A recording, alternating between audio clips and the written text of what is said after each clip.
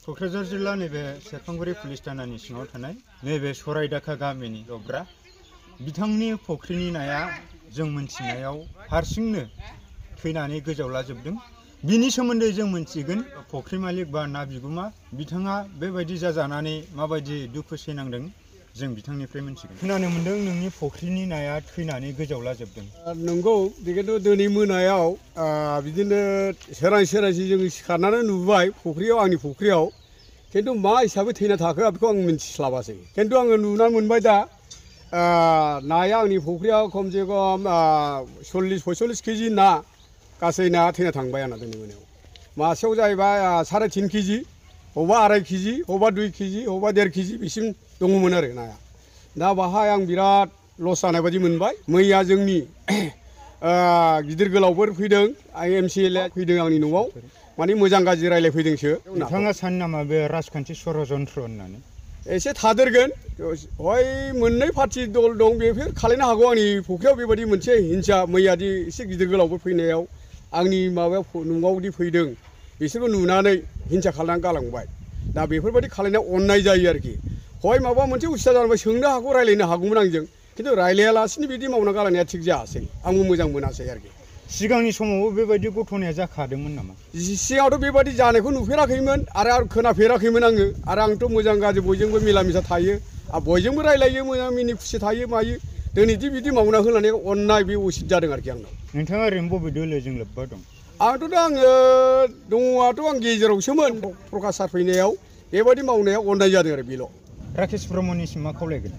आङो राकेश सारखौ अननानै आंनि माबा मोनसे खरसा जानायफोरखौ हरोब्ला बाहाय मोजां जागोन आरोखि। खिन्थु बाहाय आंबो रावखौबो नुनाय जायासै, बिथंबो नुनाय जाथ'वाखै, मिन्थिनाय जायाखै। बेनि सायाव जोङो दानि गभर्नमेन्ट, जेखिनि गभर्नमेन्ट गोनांफोर बिसोर जाय माने गोजौ गिदिरफोर, बिसोर जोंनि सायाव अननानै बे खरसा थांनाय बा ना थैनायनि लसफोर जानायनि थाखाय एसे अनसुंथाइ हरोब्ला मोजां जागोन आरोखि बाहाय एसेसो। जोङो बेबायदिनो दाउ अमाजों आबादजोंनो थांनानै थानांगौनि बेलायाव जों गामियारियाव रायजो जानाय सुबुंफोरा माबायदि जानांगौ होनना नोंथाङा मा बुंनो सानो? गामियाथ' जोंना एक्सुवेलि बेबायदि सानलायनाया थिग जाया। खिन्थु मानो होनबा जोङो पार्टिनि लानानै जोङो गावजों गाव जानानै पाब्लिक मानसिया बिदि खालायलायनाया एसे रं जायो आरोखि। गासिनो बे फुख्रिखौथ' मुलि होनानै दोननांगौ, बे थिग जायासै आरोखि।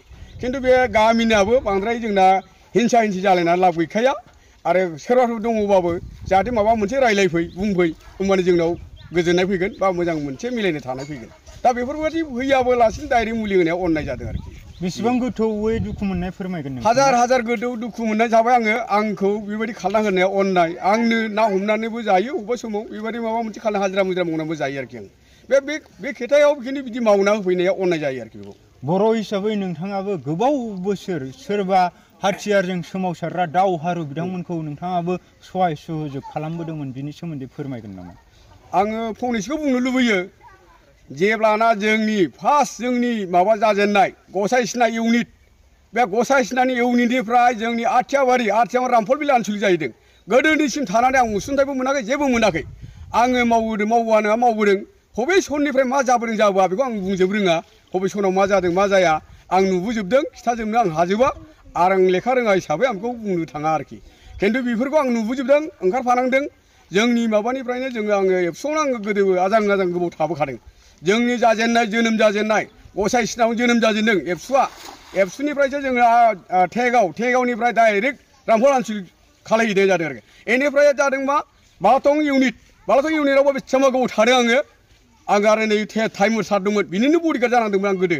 दिनैसिम आं जेबो अनसुंथाइबो मोनाखै, जेबो मोनाखै। आजिखालि आं दिनै बोरायलांबाय, दिनैसिम आंनाव जेबो माबा मोनसे अफिसनिफ्राय मोन्थाइ मोनाखै आरोखि आं दा। बधय जानांगौ नोंथाङा एनडिएफबि दावहारु जोहोलावजो बिथांमोनखौबो गोबां सापर्ट खालामदों। बेखौ आङो बुंबाबो जायो गावसोरनो नुखाजोबनायमोन। आरो जोंनि लकेल एरिया दैदेनगिरिफोरसो मिन्थिजोबो। आरो आङो मिन्थिजोबखानायखौ आं मानो बुंलायबावनांगौ, ओंखायनो आङो बाहाय एसे बुंनो दोनथ'नोसै नामा बेबायदि सानदों आरोखि आं बुंनांगौखिनिखौ। नंगौ, गमामायैनो बबेबा राजखान्थि दोलोजों साफ्रोमबो सुबुङा गावनि गोसोनि चइस मथै जाय दोलोखौ बिथांमोना अनसायनो मोजां मोनो, सापर्ट खालामनो मोजां मोनो, बैबायदिखौनो सापर्ट खालामनो हायो।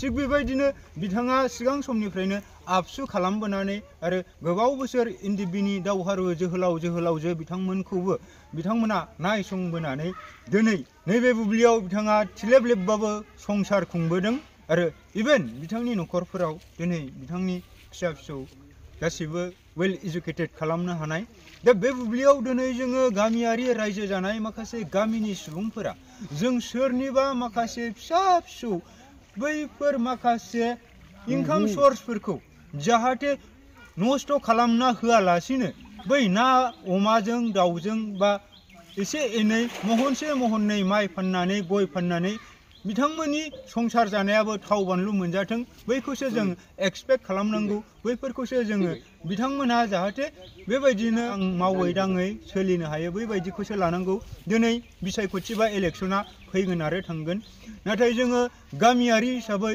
जोङो संसार जागोन जुगे जुगे जेब्लासिम जोंनि जोबथा हांखौ जोङो हगारा अब्लासिम जों बे गामिनि आइ आफा रायजो राजा बिदा फंबायजोंनो जोङो खौसेयै जों गोरोबनानै जों संसार जानांगोन बिनि थाखायनो दिनै जुदि थांनानै थानो थाखायसो जोङो ना अमा दाउ बोरमा बिदिनो माइ आबाद बायदि बायदि खालामोब्ला दिनै बै बिथांमोननि थांनानै थानायनि माखासे बायनानै जानो गोनां बैफोरखौ जाहाथे नस्थ' खालामना दाहोथों बैनि थाखायनो जोंनि फैबाय थानाय एमपि बिसायख'थियाबो आलो गोजोनै जानानै थांनांगौ आरो बेवहाय सोर देरहायो देरहाया जोङो थोंजोङै बुङाब्लाबो बर' माहारि हिसाबै आरो बिटिसिखौ बर'नि दावहारु जोहोलाव जोहोलावजो बिथांमोनानो सोरजिदोंमोन हिसाबै आरो जों साफ्रोमबो बर'नि माखासे दैदेनगिरि माखासे फ्रिडम फाइटार दावहारु जोहोलाव जोहोलावजो बिथांमोनाबो उदां आलादा बड'लेण्डनि थाखायनो नांखादोंब्ला जों पलिटिकेल ग्राउन्डजोंबो राजखान्थि बिथिंजों जोङो माबोरैहाय जोङो